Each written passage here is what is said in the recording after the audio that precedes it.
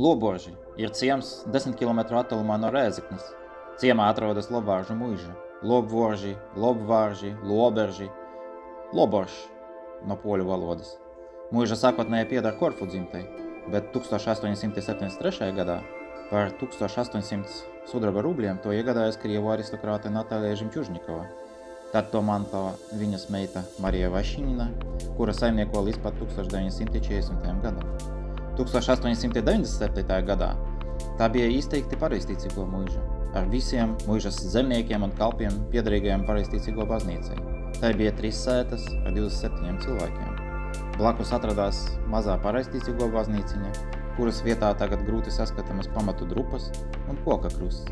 Redzamas arī terases, kur kādreiz audzēja eksotiskus augļus. Aleksandrs Žemčužņikovs bija īpašo izdevumu ierēdnis satiksmes ministrijā, Revidents finanšu ministrijā, Leskavas vicegubernators un Viļņas civilais gubernators ar īstenā valsts padomnieka činu. Viņu vajadzēja uzrunāt vaša prevoshoditeļstvo. Neskatoties uz aizņemtību, visu savu brīvo laiku Aleksandrs pavadījis Lobvāržu muižā. Pēc demisijas viņš apmetās šeit uz dzīvi un 20 gadus bija apriņķa gada miertiesnesis. Lobvārža ir literāto mākslinieku pajumte Latgalē. Daudzu gadu laikā šīs vietas Latgalē savai radošajai nošķirtībai no pasaules bija izvēlējušies dzejnieki, rakstnieki un mākslinieki. Glēznaini pakalni un zilie ezeri, nelielas laukusētas un skaistas muižas, garīgā miera un klusuma vārā.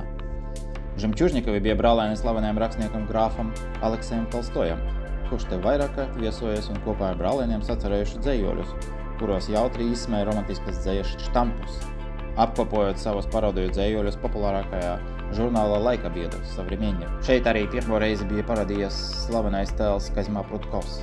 Žemčužņikova ģimenei patika kādu izjokot, izspēlēt jokus, ģimenes locekļi rakstījuši fabulas, sacerējuši uzieturinošas ainiņas. Atmosfēra, kas valdījusi Lobvāržu muižā, bija visai rosīga un jautra.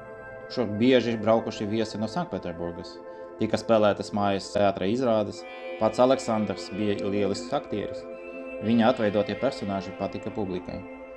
Muižu un tās apkārtni savās gleznās iemužinājis mākslinieks Sergejs Vinogradovs.